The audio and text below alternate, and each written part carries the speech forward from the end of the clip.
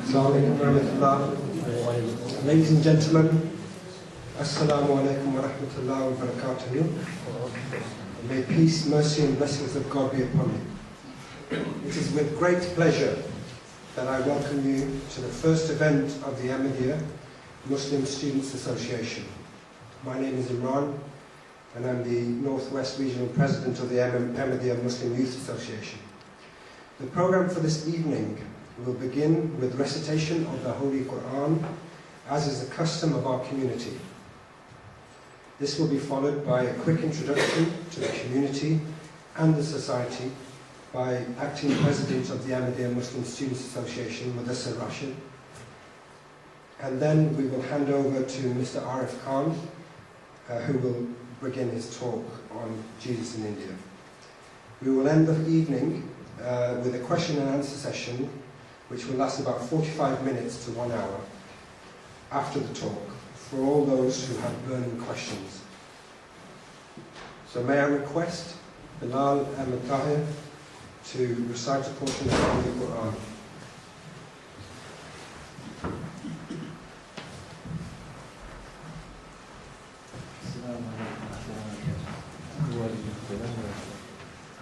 أعوذ بالله من الشيطان الرجيم وقولهم إنا قتلنا المسيح عيسى ابن مريم رسول الله وما قتلوه وما صلبوه ولكن شبه لهم وإن الذين اختلفوا فيه لفي شك منه ما لهم به من علم إلا اتباع الظن وما قتلوه يقينا بل رفعه الله إليه وكان الله عزيزا حكيما. There's going to be two chapters that I'm going to be reading to you. The first few verses are in Surah An-Nisa, which is chapter 4, verses 158 to 159, and the translation is, and they're saying, we did kill the Messiah Jesus, son of Mary, the messenger of Allah, whereas they slew him not, nor crucified him, but he was made to appear to them like one crucified. And those who differ therein are certainly in a state of doubt about it. They have no definite knowledge thereof, but only follow a conjecture, and they did not convert this conjecture into a certainty. On the contrary, Allah exalted him to himself, and Allah is mighty, wise.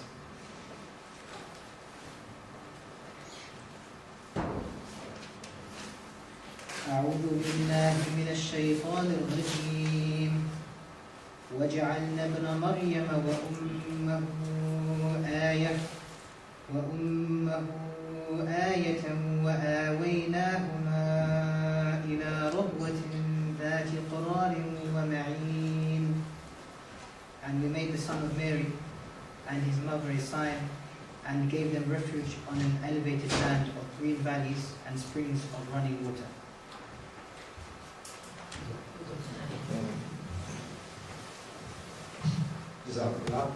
May I request Mudassir Rashid to give the welcome address and the introduction to the talk, our movement and the speakers. Ladies and gentlemen, thank you very much for coming down. So quickly, before introducing the society, if I introduce the community which we're affiliated with. The Ahmadiyya Muslim community was founded in 1889 by Mirza Ghulam Ahmad, may peace be upon him, who claimed to be the promised Messiah and the promised Reformer, as prophesied by the Prophet of Islam, Muhammad, may peace and blessings of God be upon him. Mirza Ghulam Ahmad, may peace be upon him, also claimed to be the second coming of Jesus Christ, may peace be upon him, for whose arrival Christians and Muslims still await.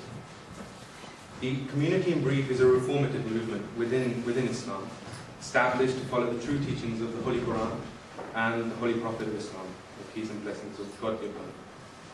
So as you can imagine, the life of Jesus Christ is a very important one for us as a community. And as a society, we thought it would be a great way to unite students of varying backgrounds in a discussion, in a topic that is very, very much important to all of us.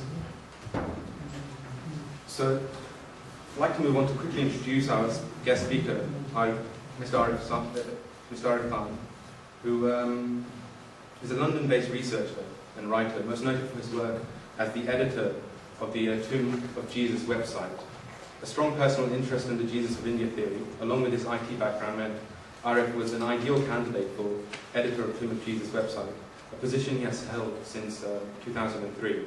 The website itself was actually started in 1999, bringing together research material from Christian, Judaic, Islamic, Hindu and Buddhist sources. Arif appears in Paul David's 2008 movie, Jesus in India, providing analysis on a number of topics, including theory of Jesus surviving the crucifixion, the lost tribes of Israel being situated in India, Islamic responses and varying beliefs on Jesus and the Roosevelt tomb in Kashmir. Currently, Arif is focusing on continuing research on this historical Jesus, with particular emphasis on the varying trails of life and world faiths and the alleged tomb in Kashmir.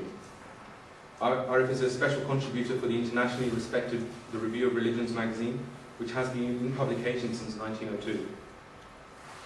So, without further ado, I would like to hand over to Arif, and I hope you enjoyed today's talk. Thank you very much.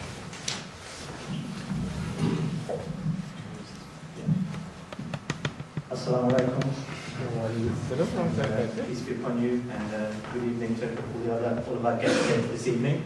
Thank you for entrusting 2 hours of your time to me this evening. I hope, one thing I can guarantee, I think, is that you'll certainly leave it with a lot of questions. So I might not provide all the answers in the next 2 hours, but I hope to open your mind to some of the questions that we have there. And I would say it's a very sensitive topic when a Muslim speaker speaks about someone who is the founder of another religion, so particularly to our Christian guests here. I respect any Christian who comes here and is willing to listen to an alternative viewpoint and to even give us the time of day. So I think that takes some personal courage, and particular for the Christians amongst you here today. My aim is not to cause any offence. It's to present our viewpoint and to answer some questions, hopefully in a respectful manner. And I hope over the next 2 hours we can have some good dialogue and exchange ideas both ways. So Jesus in India, I'm actually going to open up with a video clip, not just because it makes my life a bit easier, but because it's actually very relevant. So the initial clip I'm going to show you is taken from a documentary that was shown in 2003, but produced by the BBC, called Did Jesus Die? And then following that, there will be one produced in 2008 called Jesus in India, by an American director called Paul Davis. So if the technology is with me, let's see. In fact, a man nailed to the cross does not die from his wounds. He dies, surprisingly, from suffocation. Hanging just by your arms from a cross, your chest is compressed. It's hard to breathe without supporting your body weight on your legs. Over time, the strain on the legs and the pain make that impossible, and you are unable to breathe. In the Philippines, the volunteers are brought down from their crosses within an hour. Death from crucifixion takes much longer, often several days. The only way to hasten death on the cross was to break the legs, making it immediately impossible to support your weight, and therefore to breathe. But the Gospels are all agreed that Jesus died after only 3 to 6 hours. The crucifixion began at the 3rd hour. And it was the 3rd hour, and they crucified him. Some think that the Gospel according to Luke has the shortest crucifixion. It was about the 6th hour, and when Jesus had cried out with a loud voice, he gave up the ghost. Matthew and Mark clearly have Jesus surviving a little longer. And about the 9th hour, Jesus cried out. The disciples wanted to take Jesus' body down from the cross immediately, but the Roman governor, Pontius Pilate, was doubtful. And Pilate marveled if he were already dead. Pilate was reassured by the centurion that Jesus was dead. But this was the same centurion who had earlier said, "Truly, this man was the Son of God." Jesus' body was then laid in a tomb donated by a rich man, Joseph of Arimathea. This Joseph and a man called Nicodemus came to minister to the body. They came to Jesus by night and brought a mixture of myrrh and aloes, about 100 pounds weight. These accounts, when viewed as an historical rather than a sacred record, may raise many questions. Why did Jesus die so quickly? Why did Joseph and Nicodemus take so many herbs into the tomb? But no one really doubts that Jesus was crucified. But there have been those who have gone back to the original and differing gospel texts and have found clues to a more credible, but no less startling or heretical explanation of what might have happened to Jesus 2,000 years ago. You read the story of the empty tomb, and on Friday someone is killed, and on Sunday they're gone from the tomb, and you ask the question, what might have happened? Either God raised him from the dead, which is the traditional Christian affirmation, or the body was carried away by someone, body stolen. And those two possibilities are even talked about in the New Testament. According to Matthew, the Jews who were hostile to Jesus' followers claimed that his disciples had stolen his body out of the grave and then pretended he was resurrected. While the enemies of Christians immediately came up with conspiracy theories to explain the resurrection, the stories told by the Gospels are very down to earth.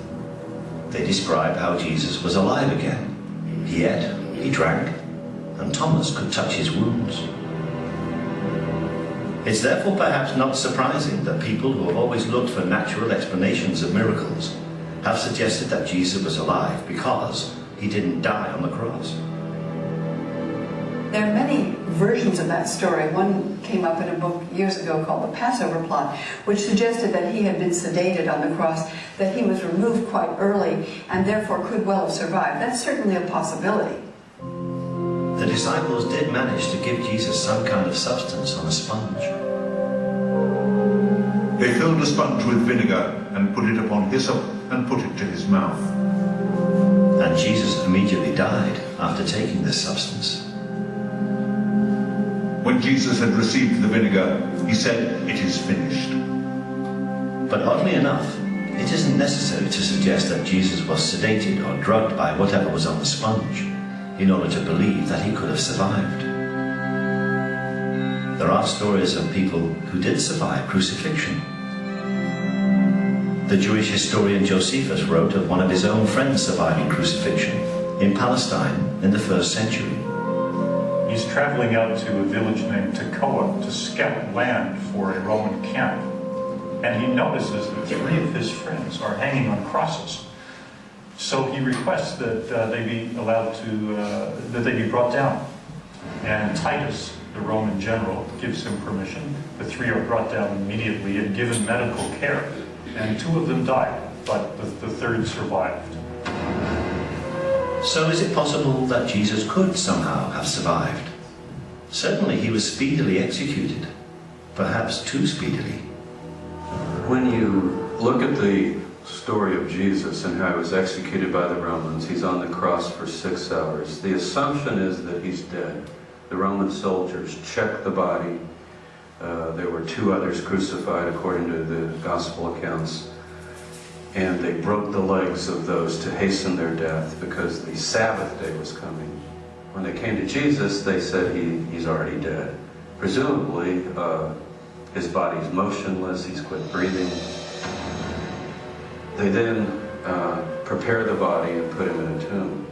And presumably it's sealed up, and he's dead for all practical purposes. The question, though, is he clinically dead?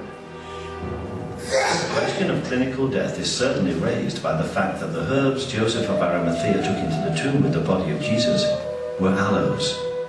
These are healing, not embalming herbs.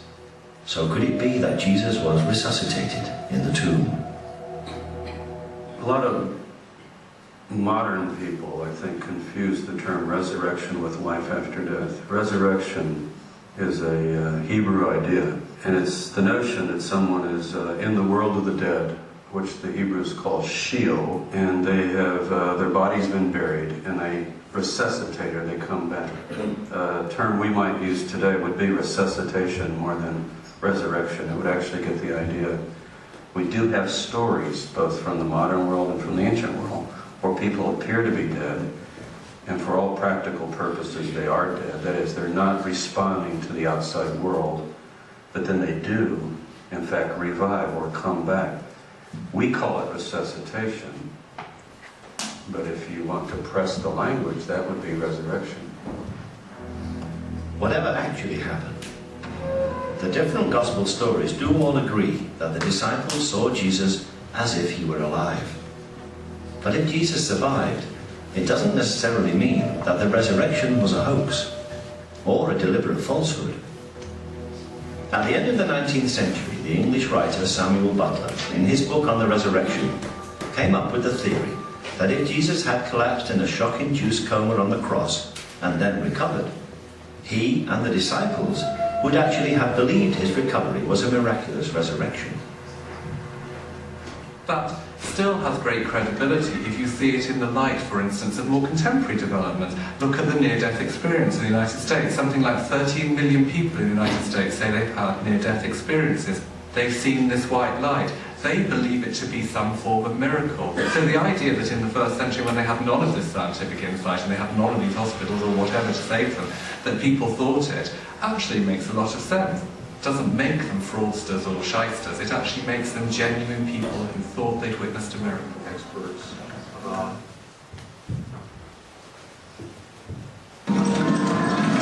I heard that Professor James Durrell was available for an interview, and I decided that I would go talk with him because he is one of the experts about the subject of post-crucifixion Jesus, the possibility that Jesus may have survived the crucifixion. My second book goes into the stories of Jesus who traveled to India and back, especially after the crucifixion. It is pretty well known to anyone who studies. I looked into this and find that quite a bit of this is credible. The mainstream Orthodox Muslim viewpoint is that it was not Jesus Christ placed upon the cross. But even in Orthodox Muslim circles, that viewpoint has sort of varied wildly. There's a famous Muslim scholar called Ahmadiyya who's written and given many lectures. And despite being very orthodox in his views, he was definitely of the opinion that Jesus actually survived the crucifixion. He was placed on the cross, he appeared to be dead, where in fact he was still alive. So, but ultimately, whether you believe in a physical resurrection, or if you believe in him fainting and surviving or reviving, you still end up at the end of the story with a live Jesus. As the Gospel says, and Paramahansa Yogananda concurs with this, that then he spent a number of days talking and teaching his disciples further, at the end of which time he essentially dematerialized his body, which in the Christian tradition is described as the ascension into heaven. Well, the other view is that very much within the laws of nature, he was on the cross for a short period of time, he was taken down, he was treated with aloes and myrrh, which we know have very strong healing properties, and there's a suggestion that his body was tended to by Nicodemus and Joseph of Arimathea. So the other viewpoint is that they were able to nurse him back and revive Jesus essentially, and he was able to then recover in time and continue his mission. Regarding the medical aspect, yes, if you nail a person through the palms, through the legs, and lace him up, he'll have bleeding. But the bleeding may perhaps be so slow that his body systems may have a reactionary aspect where it can sustain him for life for hours together, and beyond 6 hours too, because the bleeding is that slow. It's not a major vessel that we are knocking off. So this could be believable that he lived for that many hours thereafter, and when he was brought down, he was living. When he does speak to his disciples, you'd hear of him meeting in secret. And this makes absolute sense if he was physically alive, if he had survived this crucifixion, because he would have still been a wanted. When Jesus was asked to give a sign, he even said categorically that the one sign I will give you is the sign of Jonah. And he stated how Jonah spent 3 nights and 3 days in the belly of the whale, and he would spend a similar period in the belly of the earth. Now if we look at Jonah, Jonah went into the whale and came out of the whale very much alive. And so if Jesus is highlighting this, then it suggests that this is exactly the way he thought things would happen with him. If the crucified prisoner's legs are broken, it interferes with his breathing, he's not able to support his own weight, and death comes quickly. In the case of Jesus, we know from the Bible, his legs were not broken. Science tells us that if the legs are not broken, the prisoner could survive for a day or more. Whether there was a Roman guard out there is very sort of disputable and unlikely. Even if there was a stone in front of the tomb, they could still roll that away and there would still be access to the tomb. We know that even the biblical accounts talks about Mary's appearing on the morning of the resurrection to try and anoint the body. They're definitely going to visit the tomb, so there definitely was a means of access to that tomb. I heard that recently they discovered in Israel a tomb with a second entrance, a back tunnel entrance. Maybe there was more than one tomb like that. If we were to be able to pinpoint one point in religious history where Judaism, Islam and Christianity diverged, that is the divergent point. Because at the point Jesus dies on the cross for Jews, he's a failed Messiah. That's the end of the story. God would not allow his Messiah to die. So that's the end of it. From the Christian point of view, the death and then the resurrection is essential to their faith as well. Now from the Muslim point of view, again there's variations, but they believe that Jesus was lifted to the heavens, again because they do not believe he could have died on the cross. Because they do not believe that a prophet of God would be allowed to die in this way, because it would be a sign of him having failed in his mission. Even in the Gospel of Luke it mentions that he ate with the disciples afterwards. The resurrected body doesn't have to eat, presumably. It wouldn't have to walk before them on the road to get from Jerusalem to Galilee, as he was said to do. I mean, if he were resurrected, he could just pop in and out wherever he wanted. Crucifixion, he would naturally want to escape the Roman Empire. There was a scattering of the Jews as far as Kashmir, India, Afghanistan, the whole of that area, to the point that out of the original 12 tribes of Israel, only 2 were to be found in Jerusalem. There were times in which elements of Judaism were brought to different parts of the world. I even go back to a verse in the Bible where on the death of, close to the death of Abraham, the children that he fathered in late life, nobody knows the names of them, but they're right there in the Bible. It says that he sent them eastward to the east. The phraseology is jarring, eastward to the east. Well, of course you're going to the east, you have to go eastward.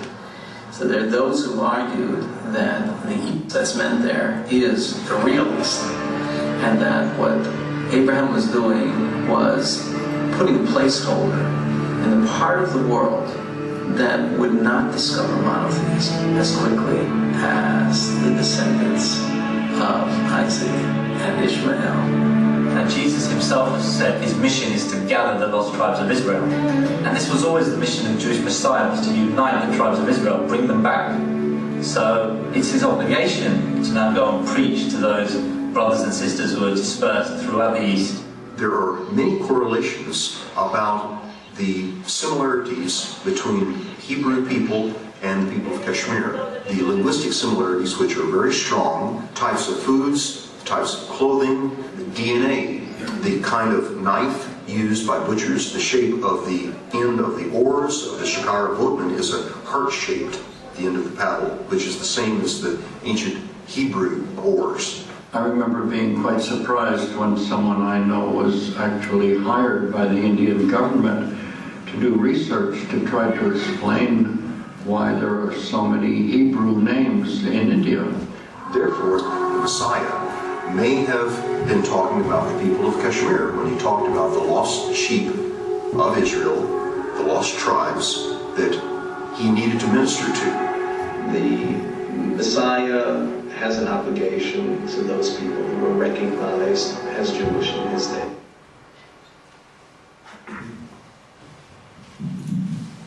So I think the video does skip through a lot of concepts very quickly in there, and now I propose to kind of go through them again in a bit more detail. But there you will see our general thesis, which I want to lay out at the start. And the thesis is this, that Jesus Christ, peace be upon him, was placed on the cross. It was not someone else placed instead of him. But the thesis is he was placed on the cross. During the events of the crucifixion, certain key events took place in such a way that he was able to be taken down from the cross while still very much alive.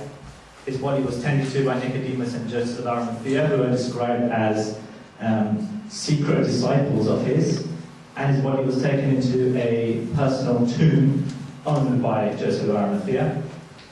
The body was tended to, and then the post-crucifixion or resurrection sightings were fact, and they were based on a live Jesus who had survived the crucifixion. This is why he sat with his disciples and ate with them and explained that I am not spirit, because the spirit does not eat, and also feel me, I am flesh and bone. And then the thesis goes on to say that Jesus travelled outwards of Jerusalem northwards to Galilee, northwards out of the area into what is modern-day Syria, and when St. Paul saw him on the road to Damascus, maybe that was a physical sighting as well. The thesis then expands that because the Jewish Messiah's mission was to gather the lost tribes of Israel, the Israelite tribes, who had been scattered in the 7th century, that because that was one of his key objectives, he had an obligation to go and preach to these other tribes. Again, all of these items will go into more detail, but let me give you the overview. So this is why it made sense for him to travel there. So that was the next step. He then travelled across Persia, modern-day Afghanistan, modern-day Pakistan, into Kashmir and India, those areas. And then the final piece of the thesis we'll look at this evening, which will end on, in again another quite long, sort of 10-minute video clip focusing on this one area, which is an actual physical tomb that is actually can be visited today. We've got members in the, at least one member I know of, maybe more, who have actually visited it there as well and actually physically seen this tomb. And we'll be looking at a range of evidence about what ties this particular tomb to the person of Jesus Christ. And we'll be looking at how the whole piece came into play. But to begin with, I actually want to start and rewind the clock many, many hundreds of years ago and take this quotation. Now this quotation might immediately seem from the Gospels, my Lord, why hast thou forsaken me?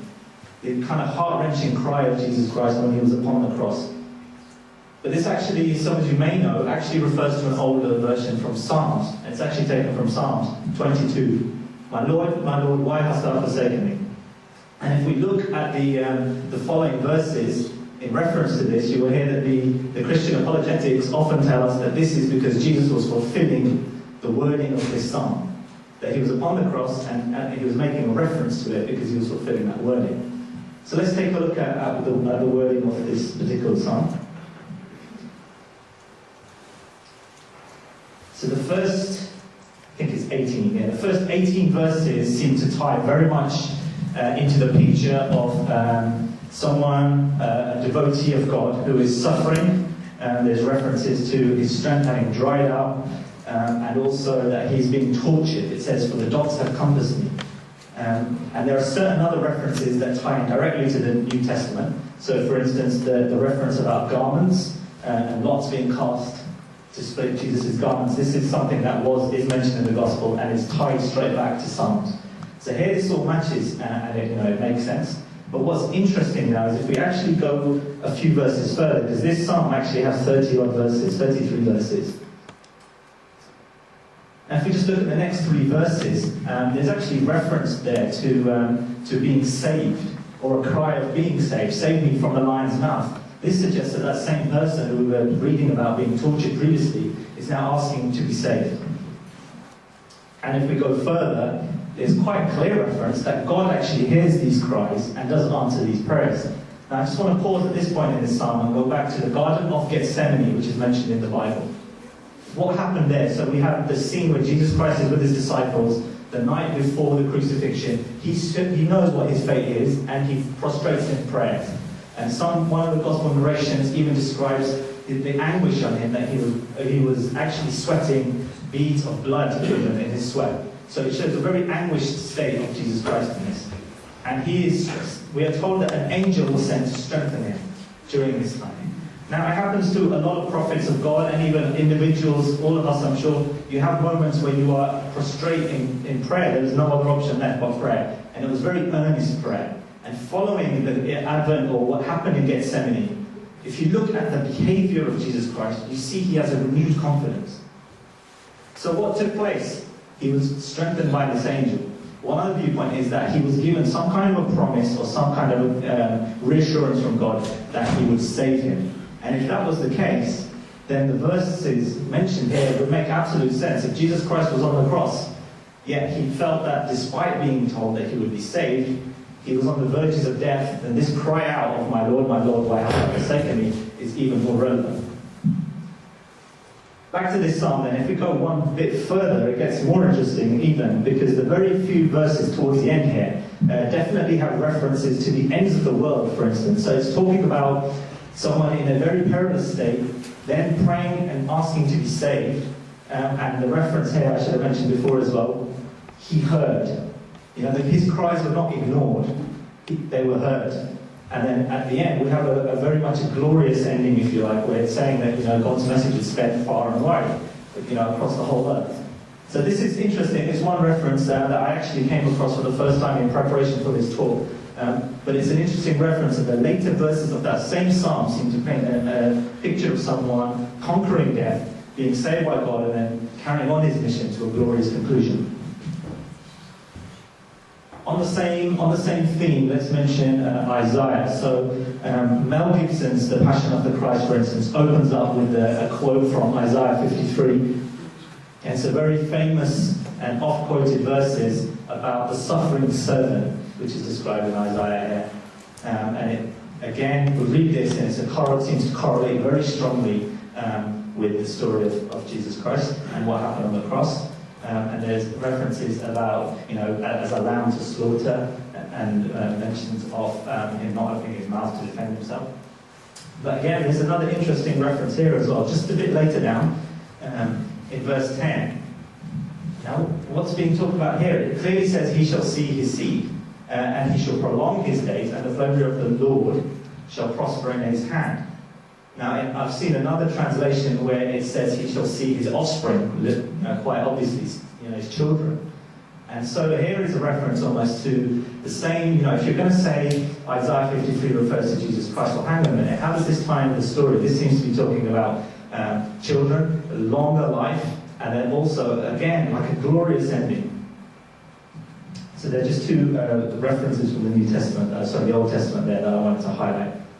And now, this has already been talked about on the film as well. And this is the sign of Jonah. So Jesus himself in the Gospels, actually, he doesn't say this is one of the miracles I will present. He actually says, this is the only sign I will give you. Meaning, if you're going to ignore everything else, at least look at this sign. And he makes the grand prophecy that just as Jonah was 3 days and 3 nights in the belly of the whale, I shall be in a similar period in the belly of the earth. Now, some people might say, well, the story of Jonah is something miraculous, is something beyond my understanding. I can't imagine that happening anyway, so it doesn't sort of make sense to me. How can a man be swallowed by a whale? But the important thing is this: he was talking to people who, definitely believed this, and he was drawing an analogy with them. So whether that really happened is not relevant to the exact analogy being drawn here. The analogy here was that same example, if you like, will occur again. And what was that example? It was a prophet of God. It's interesting. You can go deep as you want with this. You can take it very superficially and say, oh, it was someone who spent time in a whale. Jesus is going to spend time in the earth, belly of the earth, and then come out. Or you can go deeper and deeper. The deeper you can go with it is you can think about Jonah was actually rejected by his people. When he actually went, the incident of the whale was after he'd been rejected by the people of Nineveh, and he'd actually left that area. And this was a trial he went through. And following this trial, he actually went on to preach, and he was very successful. This was a key turning point in his life, if you like. So again, we're looking at the life of Jesus. If he's drawing an analogy with Jonah here, maybe we should pause and really look at this. But one sort of superficial or fairly high-level item is that if you look at Jonah, when Jonah went into the whale, was he alive or was he dead? And the answer is, well, he was very much alive. And what happened during those 3 days in the whale? Well, he was very close to death. He was in a very perilous situation, but eventually God delivered him from there. God answered his prayers and saved him, and he was delivered from the belly of the whale. And this is our thesis. This is the exact interpretation we take for the sign of Jonah and how Jesus himself fulfilled that sign.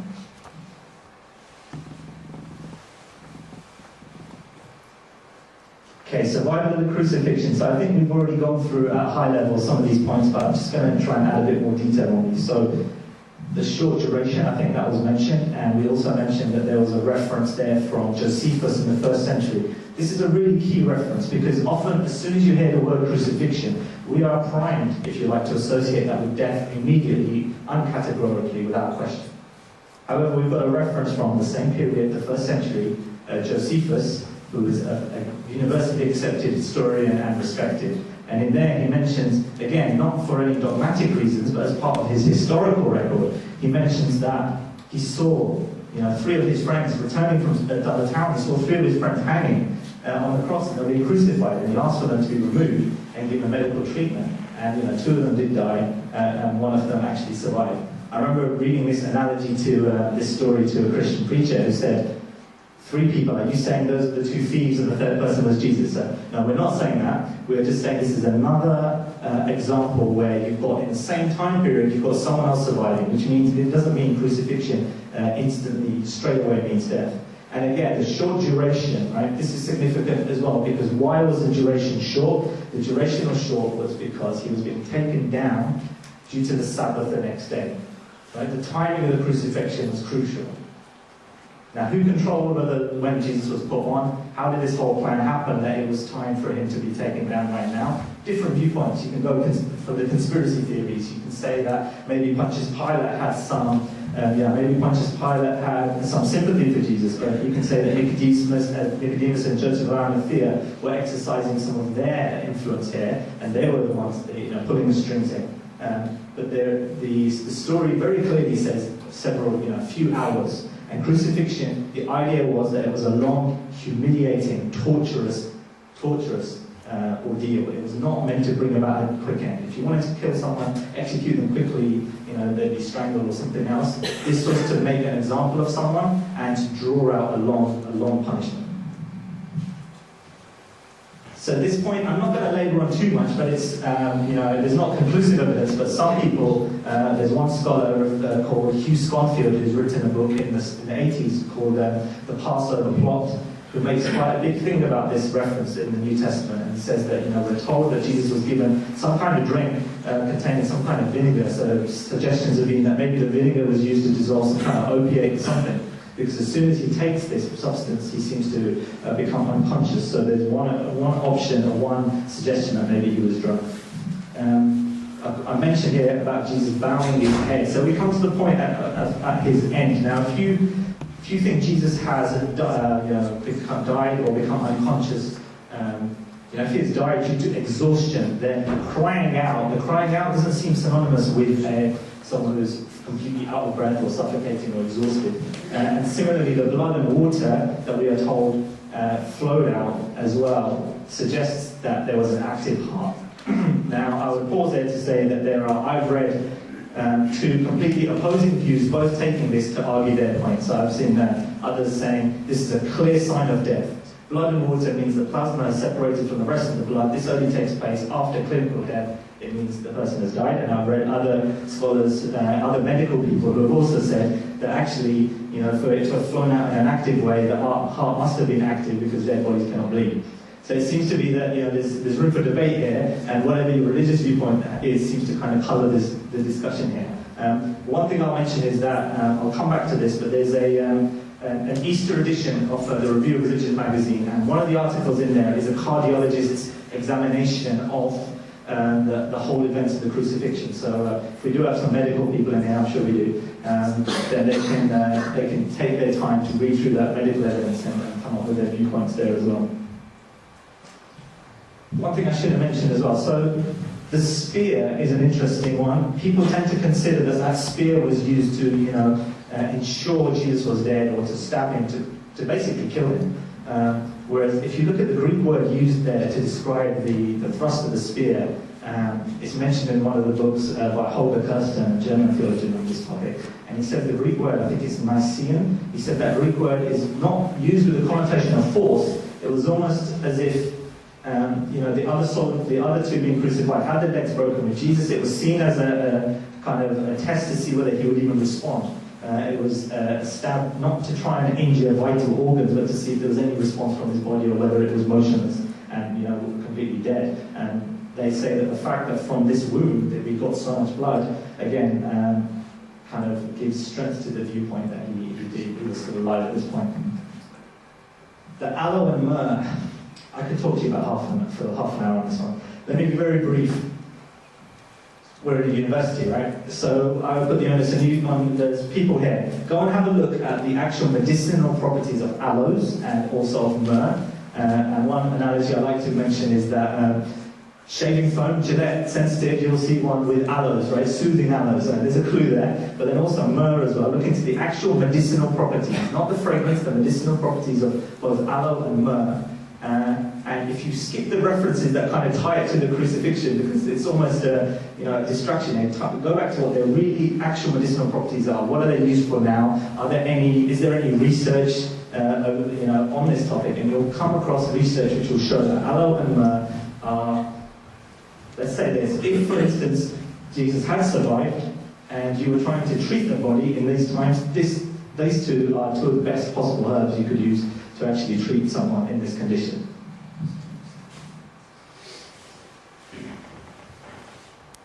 So this point here about the tomb, I mean, people often skip over this. Why was Jesus' body given to two individuals who were not the disciples in the New Testament? Who were they? Who was Nicodemus? Who were Joseph, Arimathea? I haven't seen reference to them earlier in the Gospels. They're not described throughout. They're mentioned as secret disciples. This is the crucial moment. Jesus' life is on the line here. Why have we got two almost outsiders coming in and taking the body and then tending to the body with 100 pounds? I should have mentioned this as well. Aloe are herbs. 100 pounds of leaves. Have you seen how much that is? We're not talking a small quantity. We're talking a large quantity here. And what were they doing? Some have said it was part of in fact, the gospel itself, according to John, says, as was the Jewish custom. Again, we're in university. Go and have a look at it. See what the Jewish custom is. The Jewish custom, very similar to the Islamic custom, is for a ritual washing of the body and using a white cloth to wrap the body. In the case of a violent death, similar with the Muslim tradition, in the case of a violent death, the bathing is not necessary, but there is a wiping of the body, and that is it. There's no mention of aloes, definitely, and there's no mention of myrrh. Some have said, oh, this is to embalm the body. If you embalm a body, you have to remove the entrails and all the inside organs, because otherwise they ferment and the body expands and it becomes very nasty. And there's no mention of anything like that. There's no question that they would even do that to the body of Jesus. So what was taking place there? It's almost as if the onus is on the people who do not accept that this was a healing going on. The onus is on them really to explain why aloe and myrrh, why 100 pounds worth of it, why a private tomb, whose tomb was it? How come that tomb was so close to where the crucifixion took place? Who planned that? Who were Nicodemus and Joseph of Arimathea? These are all questions that we need to look into to understand what went on. So what happened next? We've got Jesus very much on the move, and I want to highlight this as well. The post-crucifixion sightings we think of, wow, the resurrected Christ was seen by people. Yes, that is a miracle, but where was he seen? What was he doing? And is there any plan to where these sightings occurred? And if you look at that, you'll see that immediately the theme is movements towards the north. I've even used for Muslims a hijrah, if you like, via the north. And Galilee was north of Jerusalem, and that is where immediately Jesus said, let's meet to disciples, let's meet there. Now why, if he was resurrected, and why would he need for them to move out of that area? Again, it's something, if he had survived the crucifixion and was still a wanted man, that makes sense. You would want to get out of the area as quickly as you can. But if he wasn't, what is the need for the physical movement? We also see that in terms of him being recognized, there seems to be differences. People don't recognize him straight away. Even Mary, on the morning of the resurrection, when Mary Magdalene sees him, she doesn't recognize him straight away. Now, this could be because she's looking for the living, or the dead among the living, or it could be that Jesus is keeping a very low profile. Even when he meets these two followers of his on the road to Emmaus, he does not get recognized until he breaks bread and makes a blessing. This again is showing that his whole actions are synonymous with somebody who is keeping a low profile and moving. He's always on the move when we do hear about him.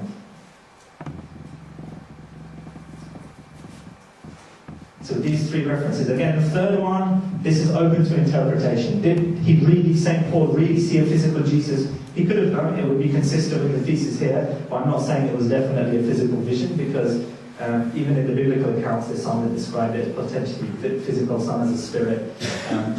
It's not, it's open to interpretation. But if it was, it would be consistent with this movement or migration towards the north. Now, do we have references of Jesus outside Israel? This is where we start to get onto sources that people in the room, unless you've looked at this topic, will be less familiar with. Excuse me. And we will start with this Jesus in Nisbain, which was all earlier known as Nisbis as well. And is modern day Urfa, but also in the Christian tradition it goes by the name Edessa, and that again is a link there as well that I'll come on to. So there's a Persian historical work reference there that describes Jesus having travelled to Nisbis and also on the request of the king there actually, being accepted by that king. So there's a reference to Jesus and the king of this area. Now again, interestingly, during preparation for this talk, when I found that this place was also Edessa, and the Syrian reference, it reminded me of a story I'd heard in the Christian tradition. And sure enough, there's a Christian tradition as well linking this area with Jesus. But interestingly, the Christian tradition recounted by one of the church fathers, the story is slightly different. In the Christian tradition, the king asks for Jesus to come and cure him of an incurable illness. But the Christian tradition actually said that Jesus said, "No, I will not come. I will not be coming this moment. After my ascension, I will send one of my disciples." Now this needs more research. Is the story that really holds true the top one? Is the second like a reworking of this story to try and explain the different sources there and the stories there? And it's again open to some discussion and debate. And what's even more interesting when I came across this wording about the king's initial reaching out to Jesus saying, I have this incurable illness, please come and heal me, which the top verse seems to suggest he did. The word asylum is mentioned here as well. Again, I would say if this was a post-crucifixion story, it would actually make a lot of sense. It would be a king saying, you can come this way, I will give you asylum, and requesting healing. And it would also be consistent with our northward movement as well, now into Syria. So we talked about this, and we've kind of mentioned that there were these lost tribes of Israel, and we've talked about where these tribes were scattered to. So Jesus in the Gospel of John is recorded to clearly said that he has other sheep that are not of this fold, and that they must all hear his voice. So this sounds to me, or it sounds to us like a reference to the remaining tribes of Israel. And this was what Jesus was doing. In order to fulfill this, he was traveling to the other areas, so Afghanistan and into Kashmir, to meet and preach to the remaining tribes of Israel. Some references here. So again, I'll come on to this at the end, but there is an Easter edition of the Revealed Religions magazine, and I'll mention later, but I'll quickly mention now. Anyone, any guests or members not of the Ahmadiyya community here today, we're offering, if you leave us your details, we can give you this edition and also a year's free subscription to the magazine. And in this Easter edition, which I'd really recommend because it goes into the same topics in a lot of detail, there's one reference by geneticists, one article by geneticists purely looking at the link between the lost tribes of Israel and the people of Afghanistan and India in particular.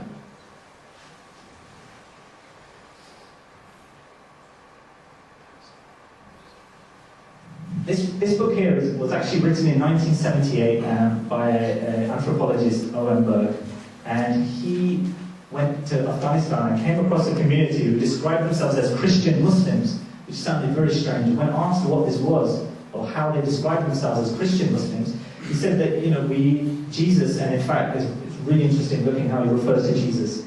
He says, Isa, son of Maryam of Nazareth, the Kashmiri. And if you're describing your mother that's from Nazareth, how can you yourself be Kashmiri? And the answer would be, if you spend the majority of your life in Kashmir, then that would make sense why Jesus is being referred to as a Kashmiri. But this is the tradition he says. He said that this person, Isa, son of Maryam, Jesus, son of Mary, the Kashmiri, came and preached to them. So this is in Afghanistan. Came after the crucifixion. And in the second quote, he mentions that the stories we have in our traditions date 40 odd years after the stories in your Bible, and that your Bible accounts are not complete. This community, I believe, is of about 1,000 people in Afghanistan. Again, we're at a university, so this research was done in the 70s. No one has gone back, to my knowledge, and reconfirmed this community. There's about 1,000 of them. You guys, I know you get 4 months on holiday, so maybe that's a trip somebody could try out. Okay, last reference here. So this is Jesus in Taxila. Taxila is now in modern-day Pakistan. And the reference here, it's a bit of a strange one, but it's from an apocryphal gospel, and it's from the Acts of Thomas. And it's just one in passing, so it has a wedding ceremony, and it talks about St. Thomas, who the Christians' tradition is clear that he went to India. That's not contentious. And it talks about him being present at a wedding ceremony, and then Jesus appearing there. However, there's no explanation as to what he was doing there, why he was there. So on its own, this doesn't really help us, but if you look at it as part of a cumulative piece of information, it adds one other tantalizing reference that even in an actual Christian source, a gospel, there is a reference to Jesus in Taxila. This was around the year 50 AD. So now we'll go onwards, and as I started with a video clip, I'm going to end with one as well. The final section is around the tomb itself in Kashmir. And the best way for me to do this is to literally let the film do the talking. It's got video footage of the actual tomb itself, as well as an explanation of the sources. If someone is profoundly and deeply interested in spirituality, and if spirituality is the most important thing in your life, then there is a kind of kindred connection about India, that there are teachings, there is wisdom here in India that is not available anywhere else, in its complexity and in its depth. Legends have it that Jesus lived a long time in northern India, Kashmir, and that he has a tomb there. This tomb still exists today, was well guarded, no one can get in. The inhabitant of that tomb is Asaf, is the name given to us. Some researchers have said that this name is a translation of Jesus the Gatherer, and they believe Asaf means gatherer, so Jesus the Gatherer. Others have said it means the leader of the healed. We say Jesus, but in India and Pakistan and Kashmir and other parts of the world, he was always either called Isa or Yosef. And Yosef simply means son of Joseph. After having lived there and breathed it for so long and absorbed it in every pore of my body for so long and researched it and seen it from that side of the world for so long, I have no doubt. No doubt is in my heart. That is Jesus in that tomb. And then as our Indian team got closer to the tomb of Yusuf, they found themselves in a heavily Muslim neighborhood, and it was a very tense kind of environment that they found themselves in. They opened that casket and they basically raided it. And a lot of the documents and scrolls and important things that were in there associated with this tomb have disappeared or being held in private homes. And what they've done is rip out all the wood carvings. They removed the sarcophagus that contained all the relics. They replaced it with 4 glass walls so that now it looks like a shopping mall. And they put a flimsy fake sarcophagus inside. They painted the whole thing green because that's the color of Islam, and they removed all traces of the blue. बहुत पुरानी है, ये कह नहीं सकते हैं। हाँ, हमारे पुराने बुजुर्गों ने कहा है कि समुंदर के इस पार ऐसी ज़ियारत कहीं नहीं है। ये पैगंबर साजा है और मिस्र से आए हैं, जहाँ पर ये क्लाइमेट है ना, ये मौसम हवा अच्छा होने की वजह से उन्होंने यहाँ इबादत की है। यहाँ के मुसलमानों का प्यार देखा है उन्होंने, तो उन्होंने भी इस प्यार के लिए इनको वापस जाने नहीं किया। हाँ, इनका ये इंतकाल यहीं पर हो गया है, ये यहीं पर दफन हो गया, बस ये बात। So when Muslims living near the tomb insist that this is a prophet from Egypt, that can still mean Jesus to them. In fact, it corroborates the story rather than detracts from it. The tomb of Yusuf is hundreds of years older than the beginning of Islam. In the Muslim tradition, an enclosure building is never built around the tomb. But this tomb of Yusuf has an enclosure building around the sarcophagus, around the grave, and that is an ancient building. जेल की पुलिस nice meeting you, मेरा नाम अनिल है, आपसे मिलकर बहुत खुशी हुई। तो हम आपसे पूछना चाहते हैं कि ये जो मज़ार या कब्र बनी हुई है, ये किनकी? ये मुसलमान की, ये मुसलमानों की। इसके बारे में कहा जाता है कि ये ईसा, ये गलत बात है, ये गलत बात। अच्छा, जैसे लिखा है किसी की किताब में ईसा जी, ये हज़रत यूसा है, हज़रत यूसा। The direction of the tomb is in the Jewish direction, east-west facing, which suggests that the inhabitant of that tomb would be follow Moses of Israelite origin, because this was the direction that they buried their dead in. There clearly were groups that did believe in aligning graves in an east-west manner rather than a north-south. For many hundreds of years, Jews were looking along that east-west axis. It was that band of the Earth's circumference that Jews occupied rather than largely to the north or south. In the valley of Kashmir, the Temple of Solomon contained an ancient stone inscription going back to 54 AD. The inscription said that Uzasal proclaimed his prophethood and that he was Yusu, prophet of the children of Israel. In modern times, the inscription was destroyed, but not before photographs were taken of it, and that should settle the question as to whether Uzasal was from Israel or Egypt. Darin Waqt means time in Persian. Darin Waqt, at this time. Uzasal, Jesus the Gatherer. Dawai Hagimambari Mikunan, that he proclaimed his prophethood. And the other part, he was Yusu, prophet of children of Israel. Aisham Yusu, Paihambari Bani Salas. When I was given permission to get the DNA, those men had access to the underground tomb. Under the main room is a cellar, and there's another tomb down there. So it's a big room, you can walk around, there's headroom.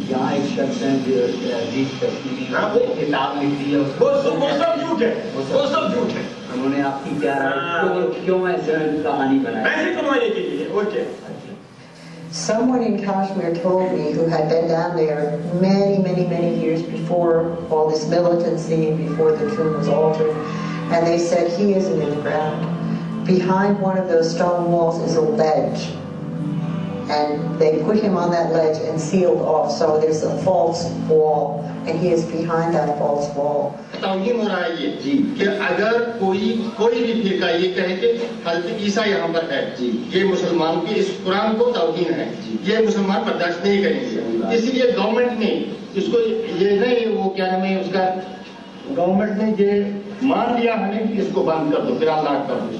They had said at the time, we're only going to be removing rocks from where the feet are, so that you have access to the feet. We don't want to remove the whole wall. So they've seen it. They know there's a body there. Yes, DNA can be recovered. If there's bones, they can get the DNA. It doesn't matter how old the bones are. No, we have 4,000-year-old, 5,000-year-old tertiary mummies that they're getting DNA from regularly.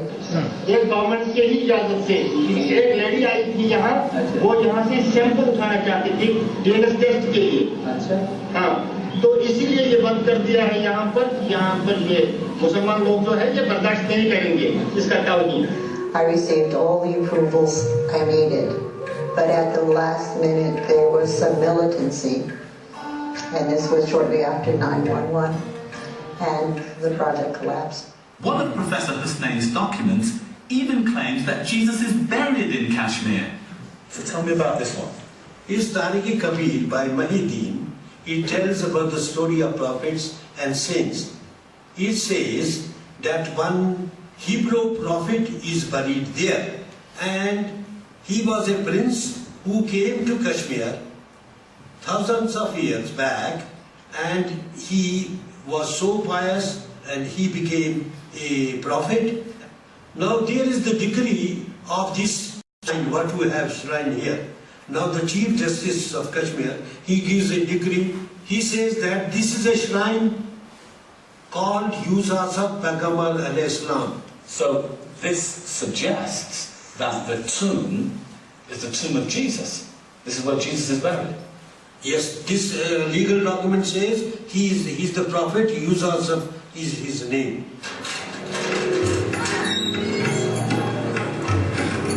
According to Professor Hussain, Jesus is actually buried in a small shrine in the center of Srinagar.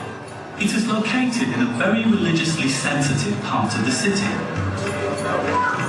Professor Hussain is no longer able to visit the tomb because his beliefs about Jesus contradict mainstream Islamic teaching, and he has received several death threats.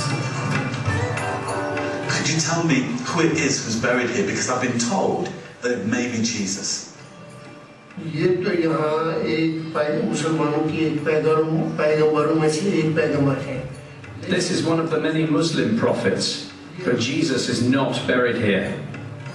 Because it is written in our holy book, the Muslim Quran, that Jesus has been taken up to heaven, to Allah. लेकिन कादियानी जो है मिर्जाई वो तो गलत रंग में इसका जवाब दे रहे हैं. So those people who say it is Jesus are giving incorrect information by saying that he's here. क्योंकि कोई मुसलमान No Muslim in the entire world would say that Jesus is buried here. In the foothills of the Himalayas lies Srinagar, the capital of Kashmir.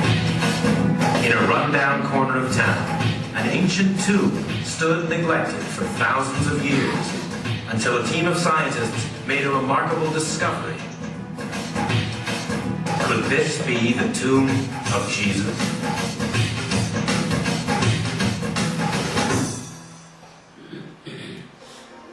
Fida Hasnain investigated the tomb in 1975. It was facing north-south like any other Muslim tomb, until he found something unusual. I noticed that there are two entrances to the tomb. One is through the ground floor, the other is through the first story of the building, which has been constructed later on. Now the grave on the first floor is naturally north-south. Like this. Like this. But the ground floor door being east-west, that indicates that the actual grave would be east-west. Meaning probably a person of Jewish origin? Yes, naturally, follower of Moses. What did you notice when you came upon the tomb? Yes, two assistants of mine were with me, and we had gone there just to survey and see what is inside.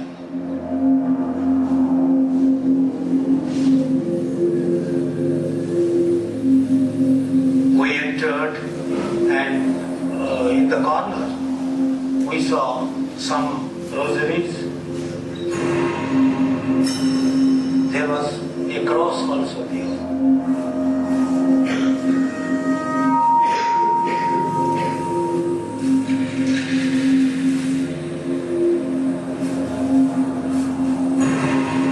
I asked one of my assistants just to clear it. It was quite dark, but anyhow he cleared it, and he said, "Oh, I feel some sort of sculptured stone is here."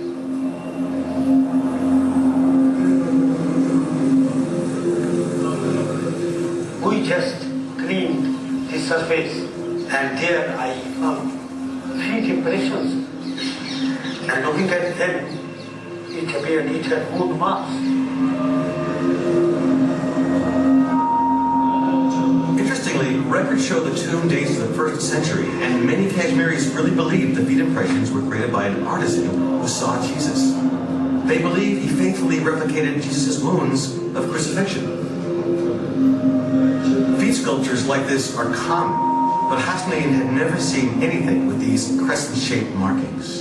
I felt astonished to see these wound marks, and at once it took me to the crucifixion scene where Jesus was put on the cross. There are believers who say Jesus is buried here. This means he was not killed on the cross, but he went on his mission to other lands.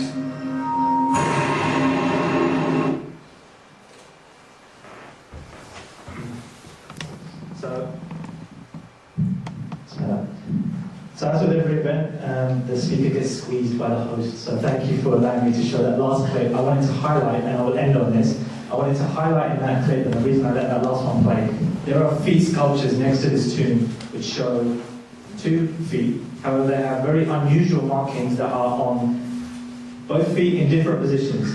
And if you look at the position of them, they are consistent with scars that would have occurred from a crucifixion, with one foot being placed onto the other. So that last key piece of evidence is what relates the whole story. The tomb in India has someone who survived the crucifixion, and that links all the way back to the beginning of the story. So in the interest of time and to move to the Q&A, I'd like to end there. Thank you everyone for listening, and I'm sure you'll have some questions. By chance, when I got there was renovation going on. The tomb from the inside was sinking because the water level had dropped, and there was major renovation taking place. And because I had travelled to Kashmir, especially to see this tomb, at a time when there's a lot of militant activity going on, a lot of army presence, very dangerous being there, I was very fortunate to be able to go into the tomb and have a look around, especially while there was work going on. And because I was going there every day, twice a day in fact, for my duration of stay there, I became very friendly with the builders who were doing the work. And while I was inside the tomb, I was looking at, I saw this item here.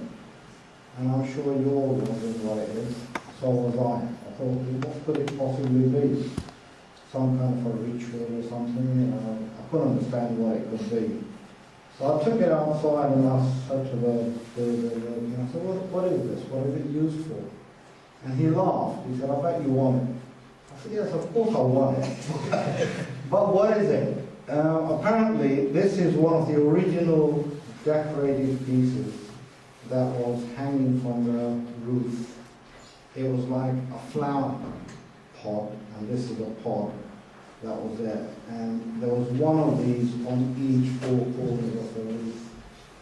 They had taken this off because they were going to replace it in the renovation. Being so old, they had broken off. And this was the only complete piece there. And this one, the broken piece, what was left of it, was hanging just above the entrance door. So I said to him, well, if you're going to waste them, I'll take them, as a souvenir. But unfortunately, I've noticed from the photographs that they've not replaced them because they're trying to keep the tomb original. They would have probably put this back if I hadn't taken it, so maybe it should go back.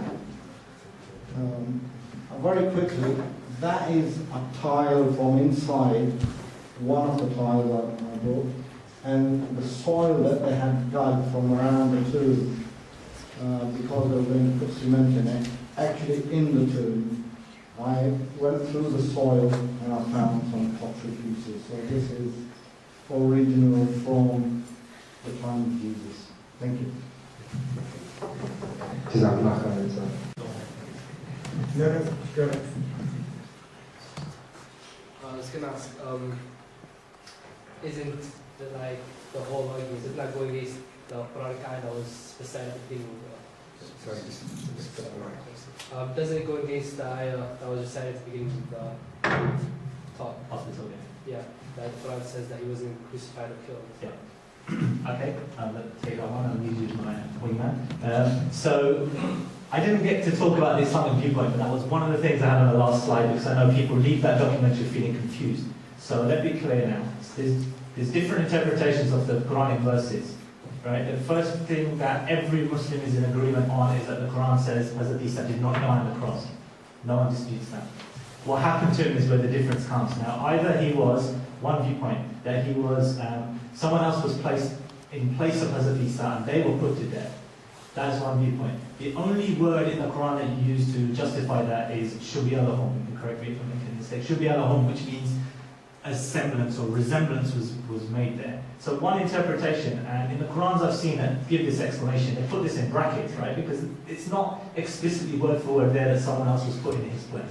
All is there is that they thought they had crucified him, but it was made to appear that way. It was made to appear that way. What was made to appear that way? One option, someone else was made to look like Hazrat Isa. Option two, we discussed today, Hazrat Isa was made to appear dead. That is the explanation I'll give here. The next verse, saying on the contrary, Allah exalted him. Arabic word used rafa, he was exalted. Two interpretations. One interpretation is that Allah lifted him somehow, bodily, even though it's never happened to any prophet, like he was physically lifted. Even though when Prophet Muhammad was asked, mentioned in the Quran that they would ask you to be lifted to the heavens, bring the Quran and come back. Even some people even ask you that, and they still wouldn't believe in you. Even though that wasn't, Prophet Muhammad was never lifted in such a way. But apparently, maybe one view is Hazrat Isa was.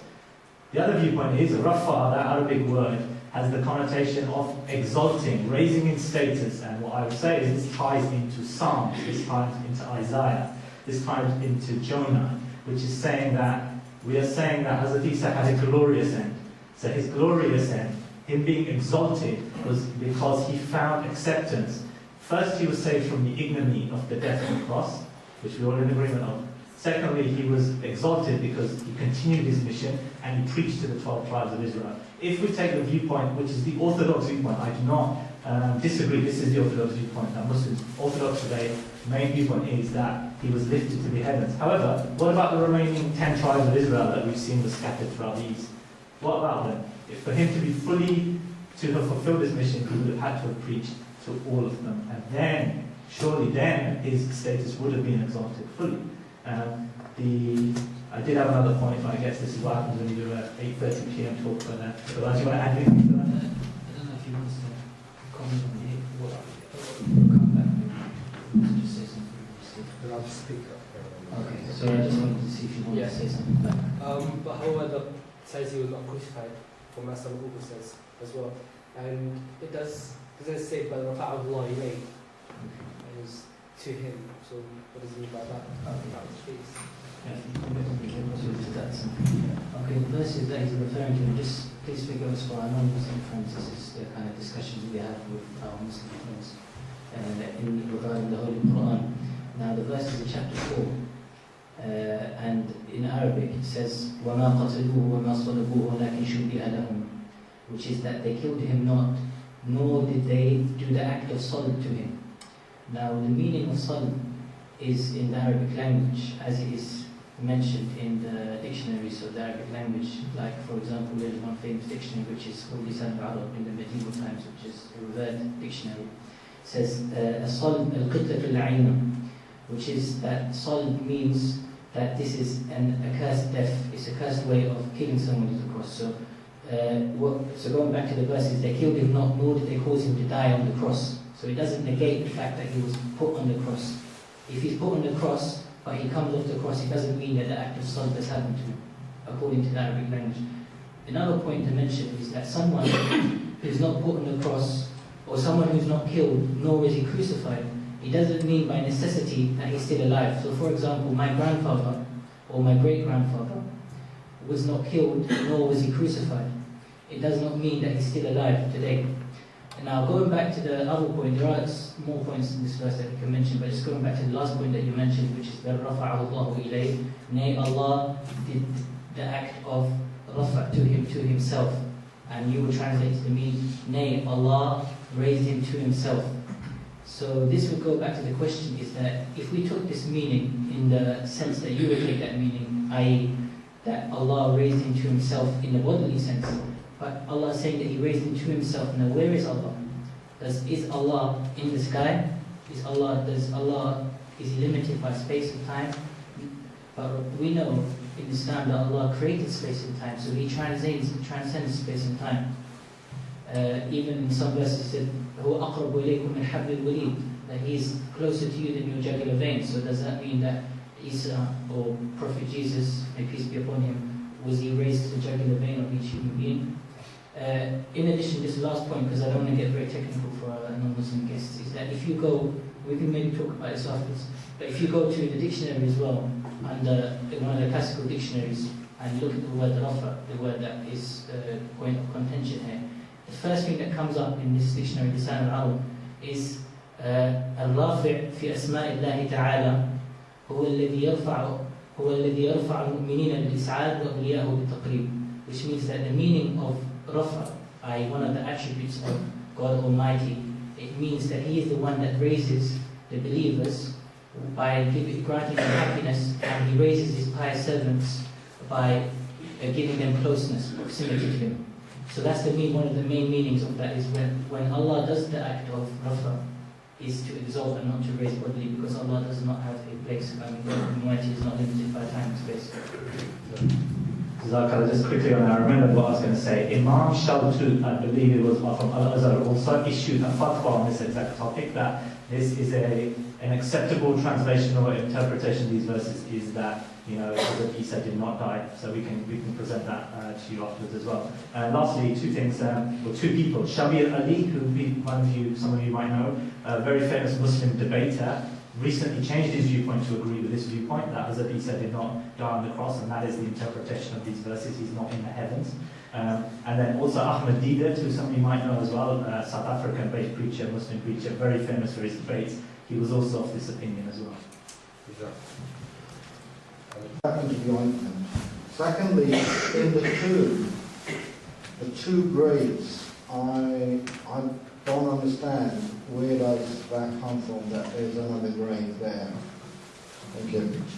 So, I've not heard of this before. See, I learn something new every time as well. So I've not heard some linking the ointment applied to Jesus' feet in that incident of Mary Magdalene. I think it refers to an oil. So I've not heard of it before being linked to the ointment that was prepared using the aloes and myrrh. But that also you would refer to as an ointment. There might be a link there, but it's the first time I've kind of heard of it. From what I know, I think the gospel accounts pretty much say that only Mary, Jesus' mother Mary, was there. Actually, Mary Magdalene may have been there as well. Yeah, the disciples are certainly not at the scene. But in terms of the accounts I'm familiar with, it was actually one of the centurions who gave this particular ointment to Jesus. So that's I'll have to go away and look at that one, because this is something I've not heard of before about that link between the ointments. Interesting. On to the second one about two graves. So the story, the narration that I'm familiar with is that it's also used as a Muslim burial site. So there's a Muslim holy man, a name escapes me, but I think he was basically around the sort of 14th century. He was also buried in and around the same building. So the story is that there's actually it's a dual burial site, if you like. There's two graves. And they talk about how, on the BBC 4 documentary, not in the clip I had here, but another one, talk about two graves. From the top, they're both facing north-south. However, underground, where they really are, one faces north-south, Islamic tradition, one faces east-west in the Jewish tradition. That's where the two come in. Now, Suzanne Olsen was pictured in the film, and others have said that one issue they faced is that the Muslims in that area kind of claim this tomb as their own. And one thing they use is they say, well, there's a Muslim holy man buried there, there's no way you can access it, we won't let you.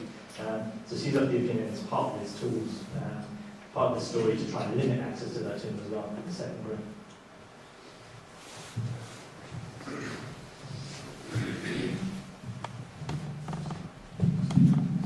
I just have a question about the Gospel of Barnabas. Recently I was reading on the Daily Mail website, not that I frequent that website very often, but that an ancient document was found in Turkey recently about, and it's thought to be the Gospel of Barnabas.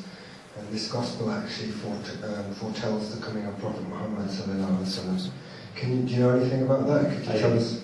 So I don't have the latest piece you mentioned. I haven't come across that. I've come across the Gospel of Barnabas, but there are other, if you look at the responses or refutations to it, there's some clear references that suggest that it was a much later writing.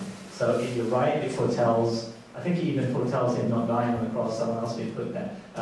It does talk about Prophet Muhammad. However, it almost from a Muslim point of viewpoint, to be honest, it's almost like, it looks like it's been written by almost a Muslim person afterwards. So there's some elements of it that may have had some truth. What can sometimes happen with these Gospels actually is that the original version that circulates actually does authentically tie to one of the apostles or to one of the early people, but later on another version of major changes occur and it gets lumped together as the same document. So I wouldn't close the door completely on the Gospel of Barnabas, but in my discussions with people I wouldn't use it as my to kind of frame an argument around, because there's some serious questions about its legitimacy, and one example springs to mind around the kind of barrels that are described in it. There's some references that people have said, look, there's no way this could have been referenced in the first century. Barrels, for instance, they're saying it didn't exist. This is something that is a later addition. However, often with these things, we write them off, and then some other evidence will come in later on that makes us reassess them. So that's my personal viewpoint on that.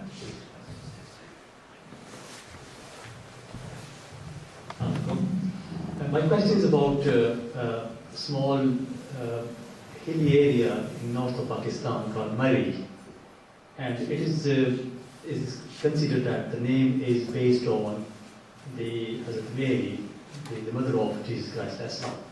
It is also believed that her tomb is also the Mary.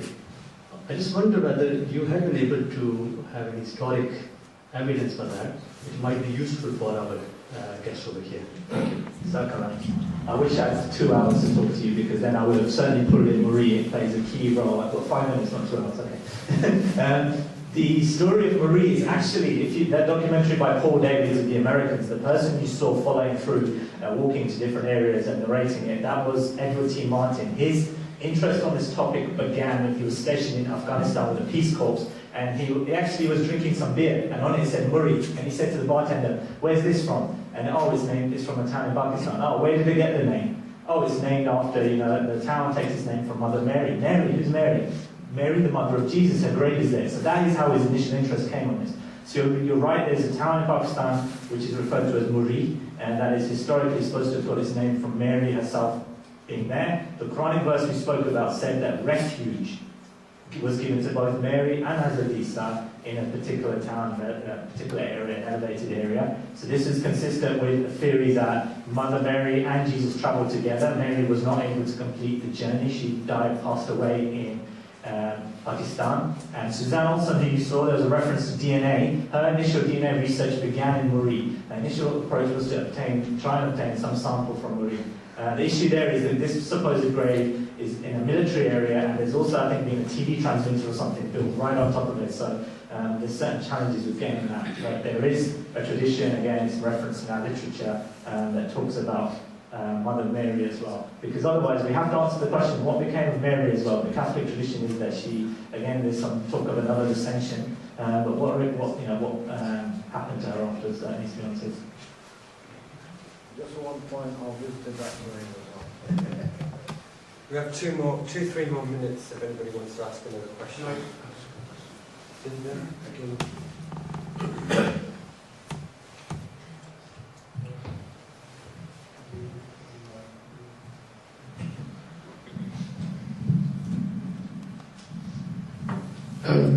One of the things that troubles me sometimes is that knowing that the Gospels do contain contradictions, the fact that the earliest Gospel, which is Mark, actually breaks off with Jesus' death, that the man at the tomb, by the time we get to Matthew, is 2 angels. There are many contradictions there. I find it difficult, though, if you accept that, but also refer back to the Gospels in order to support or bolster an argument. Yeah. And I'm wondering if I can ask you how we should, as listeners, tread through what you refer to separate what is truthful and what isn't.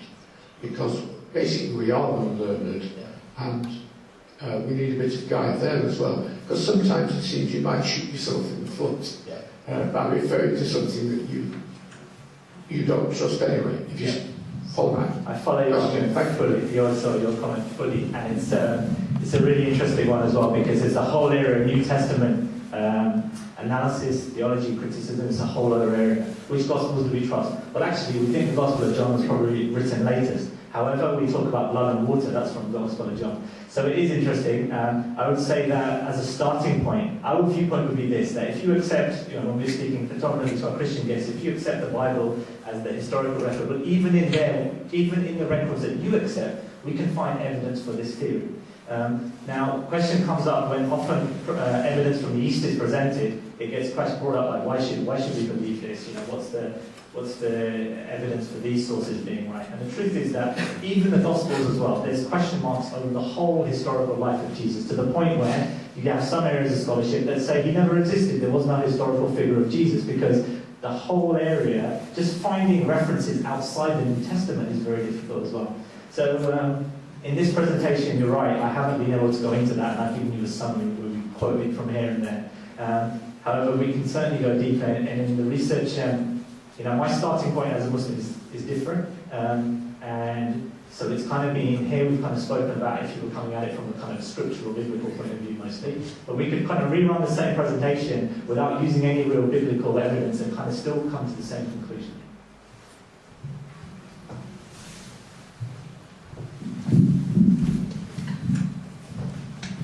I'd like to just end this evening with a vote of thanks for Arif Khan Saab, who has travelled all the way from London, and I'm sure we're very we are grateful for his time, for giving a great talk.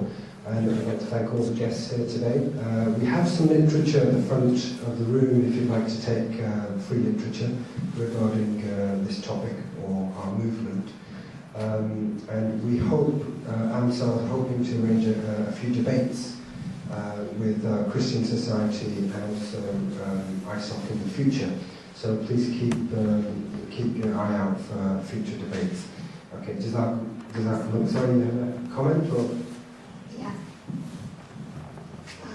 I just want to ask something.